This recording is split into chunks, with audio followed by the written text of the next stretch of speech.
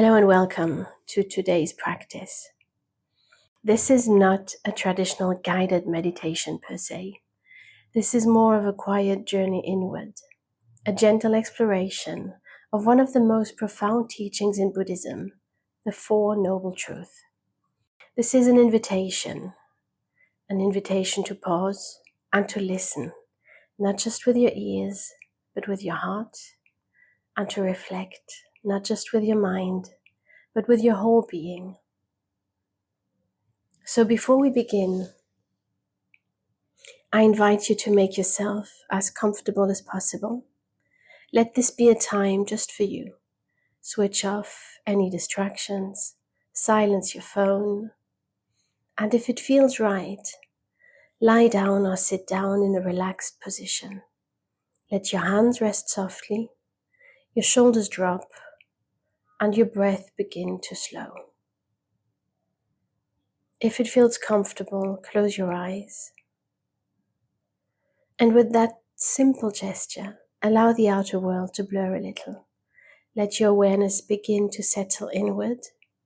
This is your time, a quiet space to breathe, to listen, and to remember. Now, let's begin.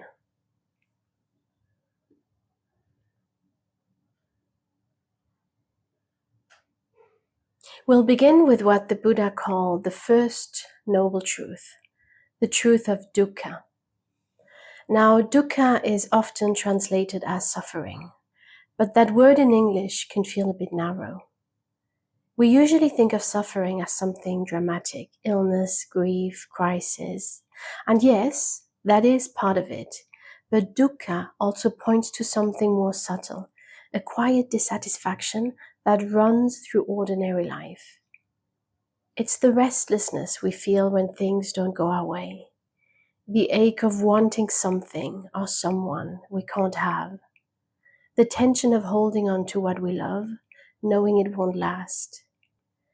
Even when life is going well, there can still be a sense that something is missing, that we're not quite at ease, that we're always reaching for something just out of grasp. The Buddha wasn't saying life is only suffering. Rather, he was pointing out a universal experience, that being human means we will experience discomfort, loss, longing, and confusion. And that these things are not mistakes or personal failures. They're woven into the very fabric of existence. Why? Because everything in life is impermanent. Everything changes. Our bodies, our emotions, our relationships, our plans. They're all in flux, constantly shifting, whether we want them to or not. And it's when we resist this natural truth that we suffer. So the first noble truth is not meant to depress us. It's meant to help us stop running, to name what we already know deep down, that life, as it is uncertain, and that sometimes it hurts. But in acknowledging this, we take the first step toward freedom, because when we see suffering clearly, with honesty and compassion, we can begin to understand it, and from there, begin to walk a new path. The second noble truth, samudaya, is about where suffering comes from. It is about the origin of suffering. The Buddha taught that suffering doesn't just appear out of nowhere. It has a cause. And that cause is something we all experience. Attachment, craving, and a kind of ignorance or confusion about the way things truly are. At the heart of it is craving. This feeling of I want, I need, I must have in order to be okay. And it can show up in many forms, craving for pleasure, craving for security, craving for control, craving for life to be different than it is right now. And not all craving is loud. Sometimes it's just a quiet insistence beneath the surface. If only I had this, then I'd be happy. If only this hadn't happened, I could relax. If only they were still here, I'd be whole again.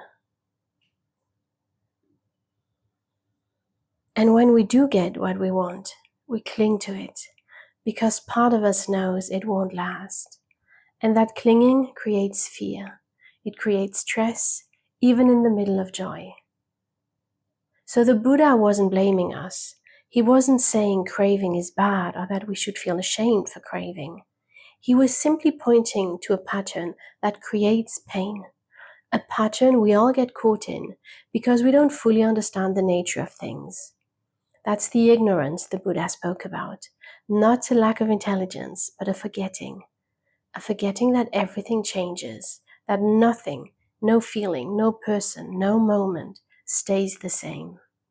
So we reach, we grasp, we try to hold life still, and in doing so, we suffer. But once we begin to see this clearly, without judgment, just awareness, something shifts. We start to catch the craving as it arises. We notice the thoughts that say, this isn't enough. We feel the pull, but maybe we don't follow it. And in that small space, we begin to loosen the grip. This is the second noble truth, that suffering has a cause. And that cause is not out there in the world. It's here, in how we relate to the world. But this is not a reason to despair. It's a reason to hope. Because if suffering has a cause, then it also has a cure. And that's what we'll explore next. Now we arrive at the third noble truth, nirodha, the cessation of suffering. If the first truth tells us that suffering exists, and the second explains where it comes from, then the third one offers something deeply hopeful. Suffering can end. Not because life suddenly becomes perfect, not because we escape pain or grief, but because the cause of suffering, craving, clinging, the grasping mind, can be seen clearly and gently released. The Buddha called this nirodha, the cessation or ending of suffering.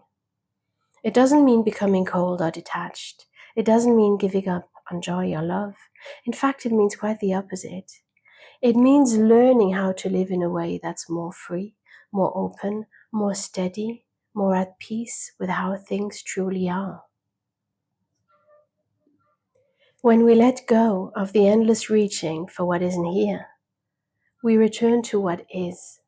When we stop fighting the flow of life, we find a kind of ease even in the midst of difficulty.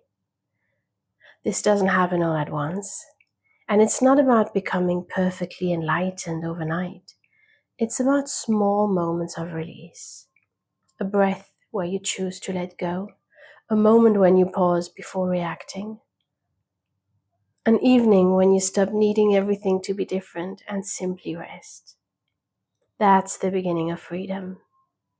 The Buddha wasn't offering a fantasy.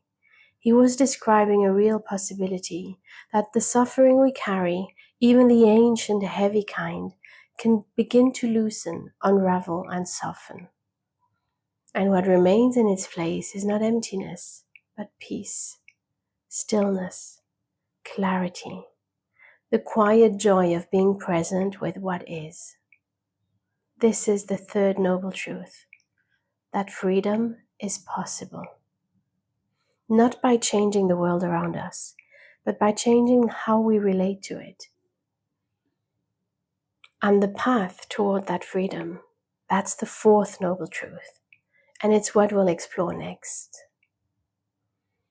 The fourth noble truth, magga, is the path to the end of suffering. If the first noble truth is the wound, and the second is the cause, the third is the possibility of healing, then the fourth is the medicine, the path. The Buddha didn't just point out the problem. He offered a way through, a way of living, clear, compassionate, and grounded. A way of living that leads to the end of suffering.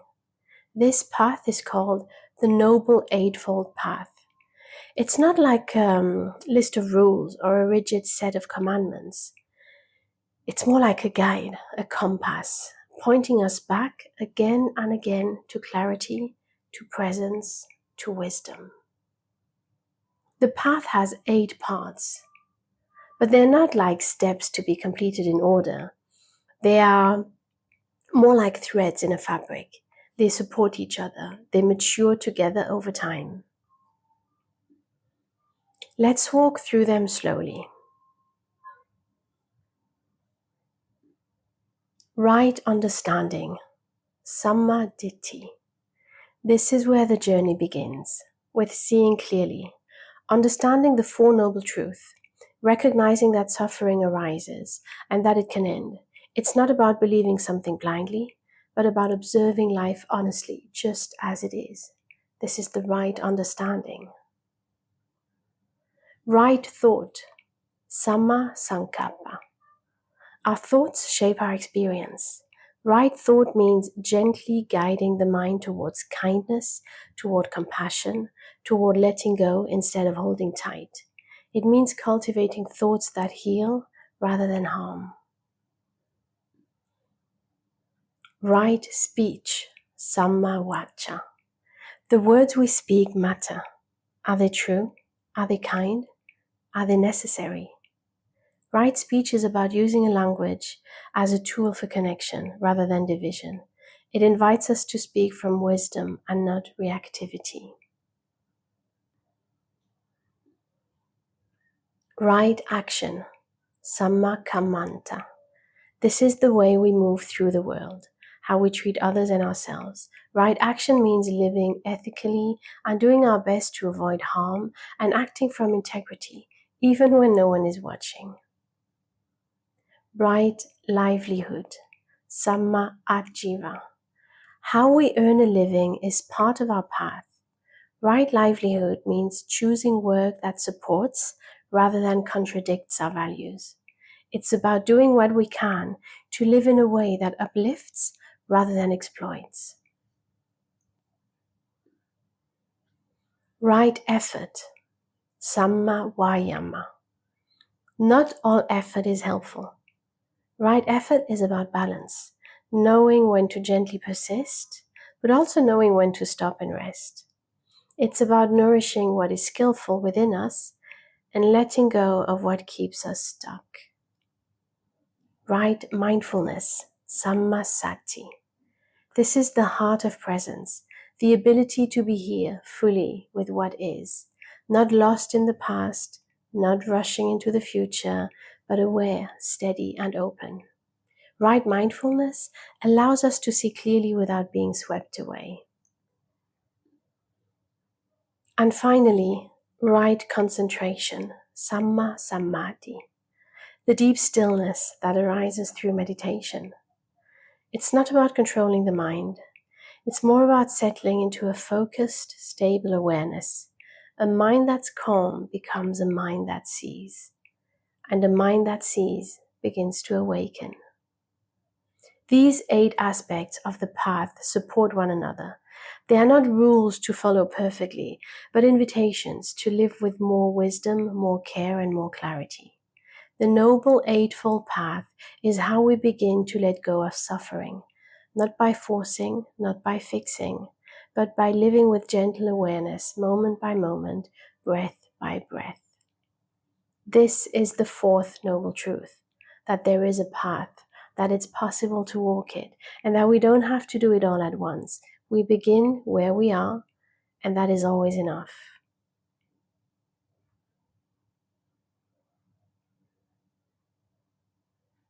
As we come to the end of this quiet journey, let your breath gently deepen and feel the weight of your body once again, resting, supported, and here.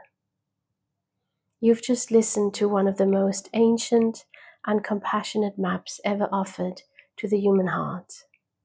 The 4 Noble Truths are not just concepts to understand. They are truth to live with, to return to when life feels confusing, painful, or uncertain. So take a moment now just in silence to notice. What stayed with you?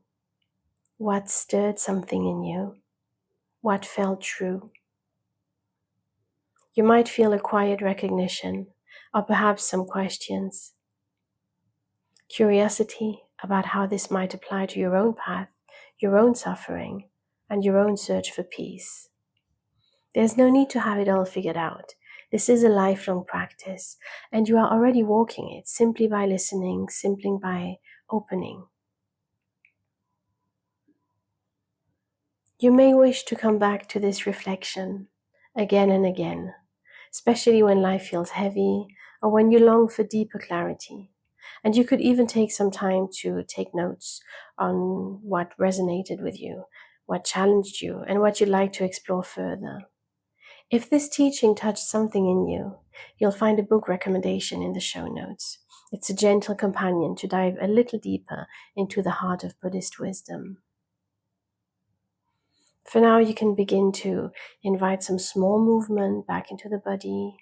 Maybe move your fingers, the toes. Give yourself a good stretch if it feels good. And when you're ready, you can softly, gently open your eyes. Bring with you what you've heard, not as something to strive for, but as something to keep close, like a lamp in the dark, to return to again and again. Thank you for sharing this time. May your path be steady. May your heart be light. And may you remember, freedom is always possible.